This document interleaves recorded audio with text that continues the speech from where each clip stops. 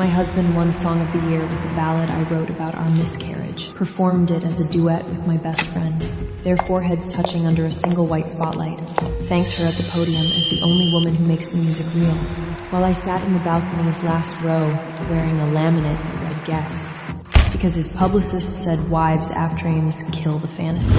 He didn't mention me once, not in the acceptance speech, not in the press room, not in the 4 interviews he gave backstage, each one crediting Sienna Frost, my college roommate, my maid of honor, as his creative soulmate. The song was called Small Hands. I wrote it at 3 in the morning on our bathroom floor, 11 weeks pregnant and bleeding. The melody came between sobs. The lyrics poured from somewhere so deep I didn't know it existed. This is good. I can use this. Not, are you okay? Not, I'm so sorry about our baby, but I can use this. 14 months later, Small Hands had 2 billion streams, a Grammy nomination, and a music video featuring Sienna cradling a prop infant while Jax sang my grief like it was his art. Now they stood on the Grammy stage. Jax in the black custom suit I'd picked out, Sienna in silver that caught every flash, and a billion people watched them sing my worst night back to me as a love song. This award belongs to Sienna. She walked into my life and unlocked something I couldn't reach alone. Baby, this is ours. The camera found Sienna. Perfect tears, perfect gratitude. The audience erupted. I sat frozen in row ZZZ, between a sound engineer's wife and a catering coordinator. The nosebleed section, where the people who actually make the music go to be invisible. Don't wait up. After party at the label. Sienna's coming. He didn't even pretend anymore. I stood, gathered my coat, walked out of the arena while my husband's voice echoed through the halls, singing the words I'd bled onto a page. Small hand, I never held your small hands. In the parking garage, my hands trembled, not from grief, from something older, harder. My other phone buzzed, the encrypted one no one knew about. Frank Osborne, the only person on Earth who knew both my names. V. Titan Records missed their Q4 payment, $400 million outstanding. Mercer has formally requested an emergency meeting with Vessar's founder. He's begging. He doesn't know. F. I stared at the screen. The world saw Raine Court, quiet, invisible songwriter wife who wasn't talented enough to have her own career. Nobody saw the anonymous founder of Vesper Music Group, the most powerful independent music empire on the planet, worth $31 billion. My husband had just credited his mist with my life's work on live television while drowning in $400 million of debt to a company he didn't know was mine. Set the meeting. I'm done being a ghost.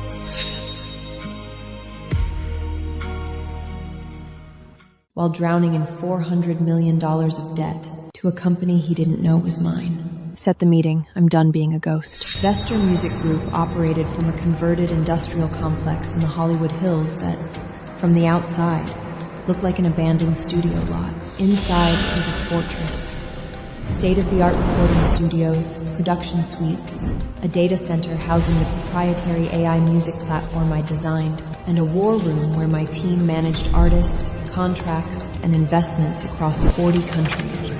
I arrived at 1 a.m., still in the black dress from the Grammys.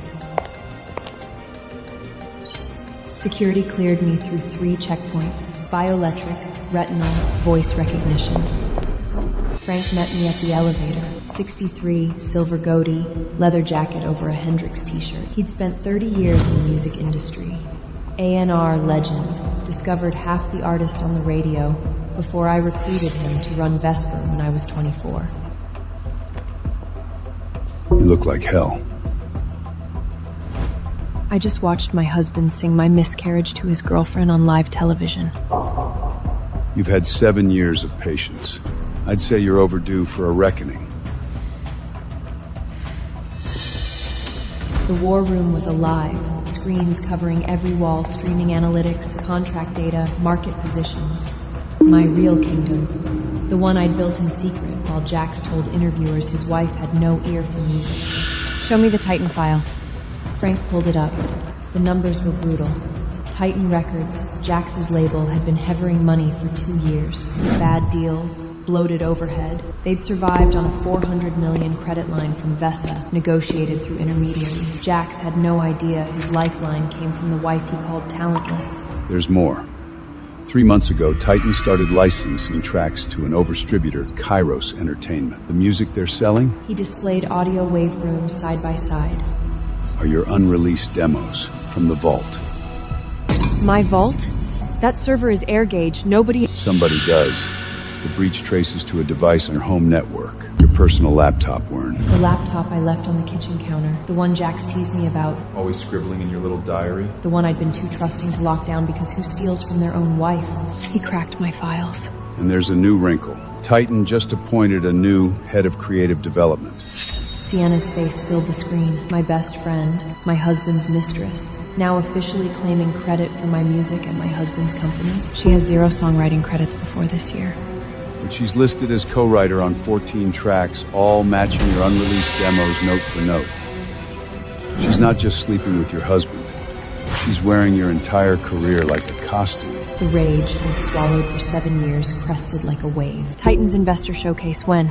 5 days. They're presenting their new creative direction with Sienna as the face. Streaming platforms, label executives, major investors, they're banking on it to secure a $2 billion buyout. Using my music, my voice, my work? Yes. Get me everything. Every file, every timestamp, every forensic link between their catalog and my originals. Done. What else? Get me a line to Rice Calder. Calder, the media mogul? He owns the venue where the showcase is being held, and he's been trying to meet V for 4 years. He's also been called the most dangerous man in entertainment. Good. I need dangerous.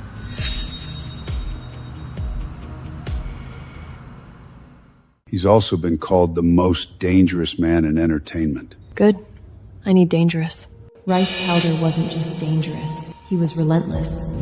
4 years ago, I'd anonymously produced an album called Unbroken. Raw, devastating songs about surviving domestic violence. Performed by a shelter resident with a voice like a cathedral.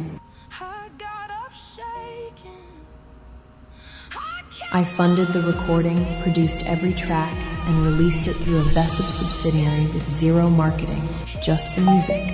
It went viral in 72 hours. 300 million streams. The proceeds, over $200 million, went to domestic violence organizations worldwide, including the Carter Foundation, established by Reese in memory of his mother. He'd never heard my voice, never seen my face, only knew that someone called V had changed the trajectory of his most personal cause. He'd been searching for me ever since. V wants a meeting after 4 years of silence? Circumstances have changed. They must have. Where? Chateau Marmont. Tomorrow, 9 p.m. I've had my best people hunting for V since the day Unbroken dropped. MI6 couldn't crack it. You're the best kept secret in the industry. Tomorrow you'll know everything. I'm already on a plane. I spent the next 20 hours preparing, not for the meeting, for the unveiling. For 8 years, V had been a ghost. No photos, no interviews, no trace. The industry knew Vesper as an enigma, a company that broke impossible artists and was run by someone no one could identify. That anonymity had been my armor. Now I was stripping it off. I chose my wardrobe carefully. Not the soft pastels Jax preferred. He liked me sweet and low-key, which I now understood meant invisible and controllable. Instead, a black Saint Laurent suit, razor cut, heels that added 3 inches and a decade of authority. Hair slicked back, exposing the small treble cast tattoo behind my ear from when I was 17. The woman in the mirror wasn't Vern Collard, the silent wife. She was V. She looked like someone who could bring an industry to its knees. At exactly 9, Riss Calder walked into the Chateau Marmolay bungalow, and the air changed. Tall, 6'3", with dark hair, sharp cheekbones, and gray eyes like a lock in winter. Not handsome in the easy, glossy way Jax was. Commanding. A face that belonged on battlefields, not magazine covers. Those gray eyes found me. Stopped. He sat across from me without breaking eye contact. V. Riss.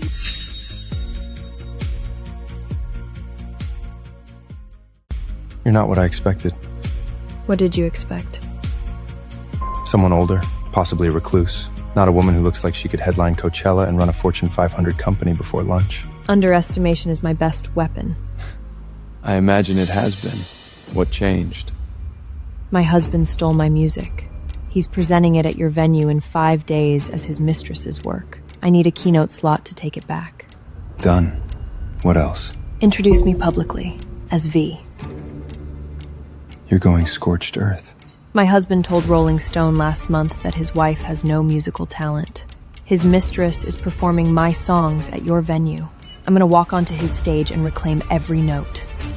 I'll give you the entire showcase. Prime time. Every camera, every executive in the building. In exchange for what?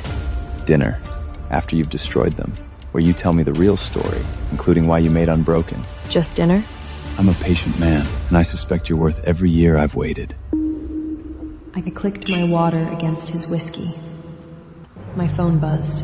A text from Jax. Don't come to the showcase. It's industry people only. You'd be out of your depth. I set the phone face down and smiled. What is it? My husband just told me I'm out of my depth. He studied me, then laughed, low, warm, genuine. I almost feel sorry for him. Don't. He earned what's coming.